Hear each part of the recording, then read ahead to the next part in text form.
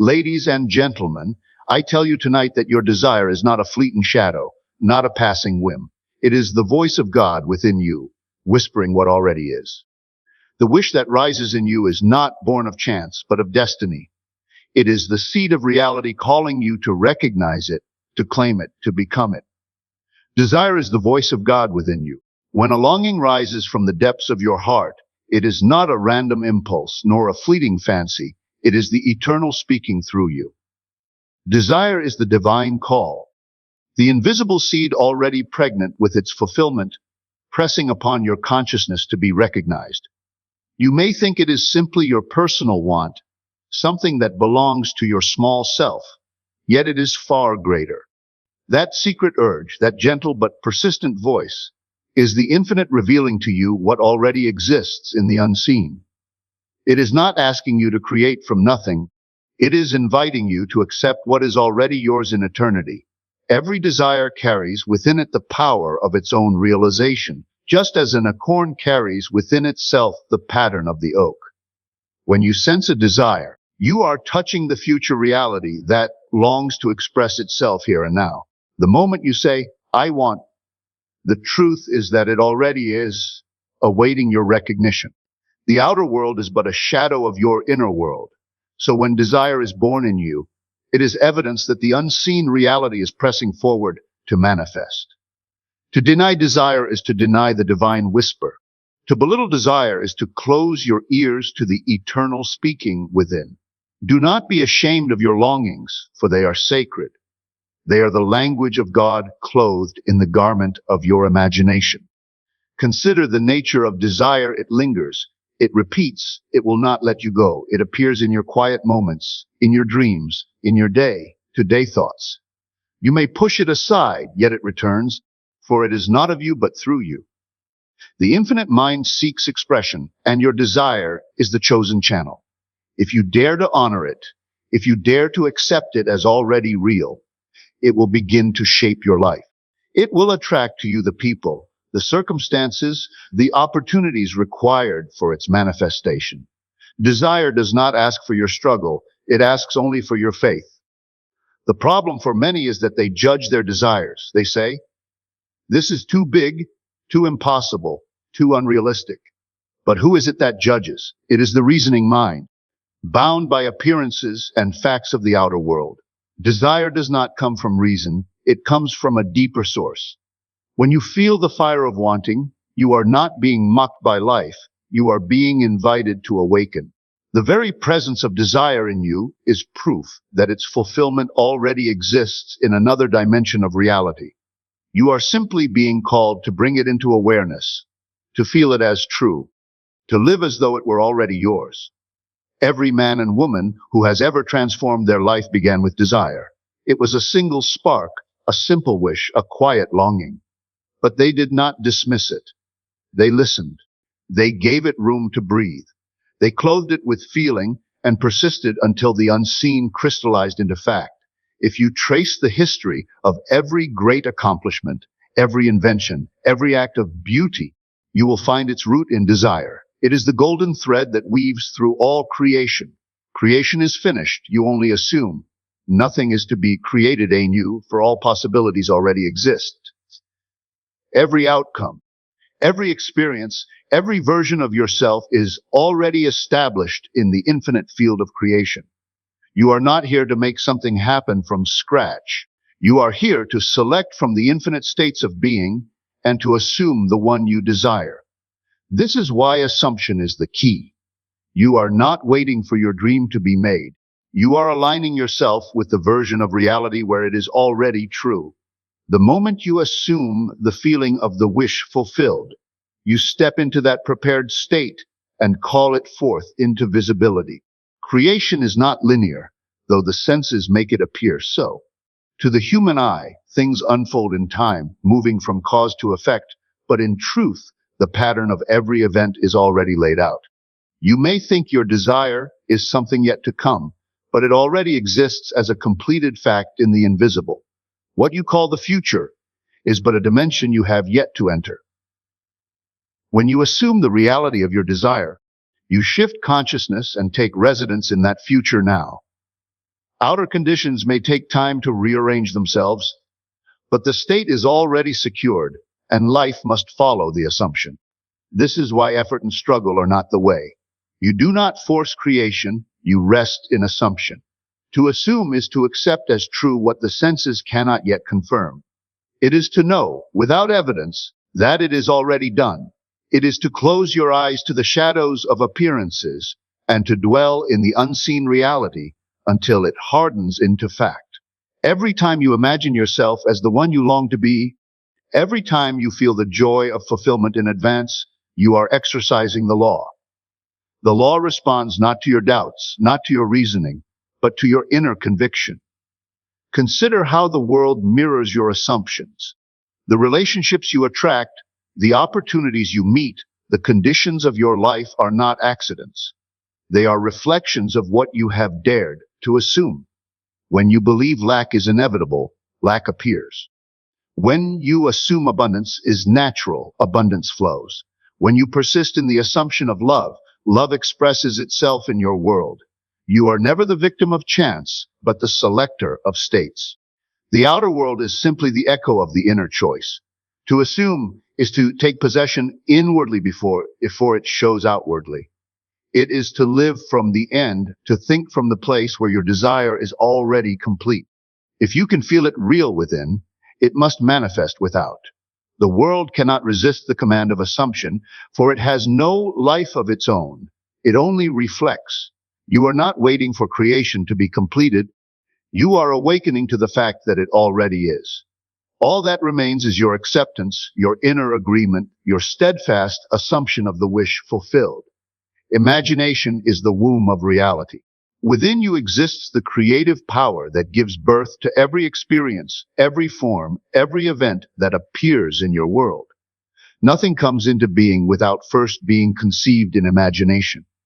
The pictures you hold, the scenes you rehearse, the feelings you entertain in the silence of your mind are the seeds from which your reality grows. Just as a child gestates unseen before it emerges into the visible world, so too do your imagined states mature in the invisible before they appear as fact. The outer world is only the harvest of your inner vision. When you imagine, you are not indulging in fantasy. You are engaging with the substance of reality itself. Imagination is not secondary to life. It is life itself in its creative stage. What the world calls real is only imagination fulfilled, imagination externalized. Every invention, every discovery, every work of art, every structure, every achievement that humanity celebrates was once a vision unseen, nurtured in the mind of someone who dared to trust their imagination. The chair you sit on, the building you enter, the device you hold, all were once invisible thoughts clothed in faith until they became tangible fact. Imagination is not passive, it is generative. It forms, it shapes, it calls things that are not seen into visibility. Each time you revisit a scene in imagination and feel its reality, you are fertilizing the seed of creation. The world outside does not resist imagination, it is compelled to follow it. Conditions and circumstances may appear fixed, yet they are clay in the hands of imagination. By assuming the feeling of your desired reality, you impress it upon the creative power within, and the invisible begins to weave itself into visible form. Many dismiss imagination as childish or unreal, yet those very people unknowingly use it every day. Worry is imagination misused, fear is imagination distorted, doubt is imagination directed against the self. The images of failure, of rejection, of loss, when entertained, are no less creative than the images of success, love, and fulfillment. The law is impartial. Whatever you vividly imagine with feeling, whether desirable or undesirable, seeks expression. To discipline imagination is to take hold of the creative power that shapes destiny. To ignore it is to let it run wild, producing unwanted fruit. When you close your eyes and live in the end, when you see yourself already possessing the thing you desire, when you walk in that inner scene, until it feels natural, you have planted the seed. It may not yet be visible, but it is alive, it is growing, it is moving toward manifestation. The senses may deny it, but the inner reality is the true reality. Imagination does not wait on time, it transcends time. It selects from the infinite field of possibilities and gives to you the very life you dare to believe in.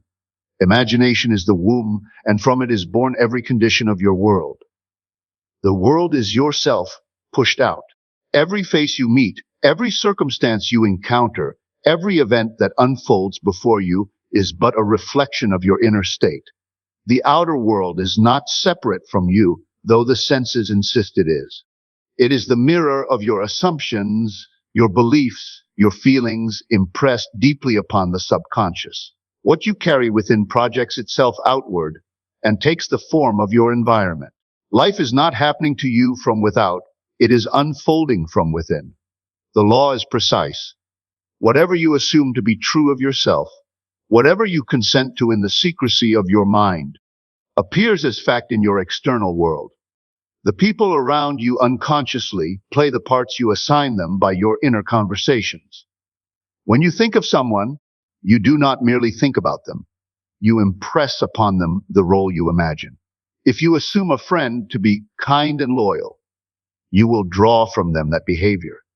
If you assume them to be distant or untrustworthy, they will act the part you have inwardly given them. Everyone is yourself pushed out, acting according to the script of your assumptions. This truth dissolves the illusion of blame. There is no need to accuse another of injustice or cruelty, for they are but the mirror of your own inner world. If you change within, they must change without. The outer world has no power to impose itself upon you.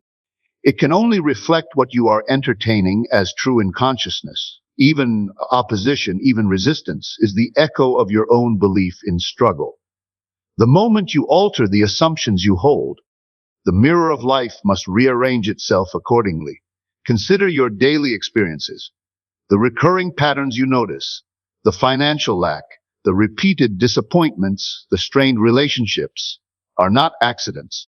They are the shadows cast by your persistent inner states. The law does not err, and the world does not betray you. It only reveals you to yourself. If you would know what you truly believe, look at your life. The evidence is everywhere. If the harvest displeases you, the solution is not to fight the outer world, but to sow new seeds within. Change the conception you hold of yourself, and the world must follow. The world is fluid, not fixed. It bends and shifts according to the assumptions you sustain. What appears as resistance today dissolves when you adopt a new state of being. The people who once seemed against you can rise as your greatest allies when you alter your vision of them. The environment you judged as hostile can transform into a place of opportunity when you assume yourself to be favored and blessed. There is no limit to the transformations you may witness, for the world cannot stand apart from your consciousness.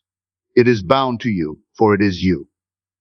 The stage of life, with all its characters and props, is the outpicturing of the drama you play inwardly.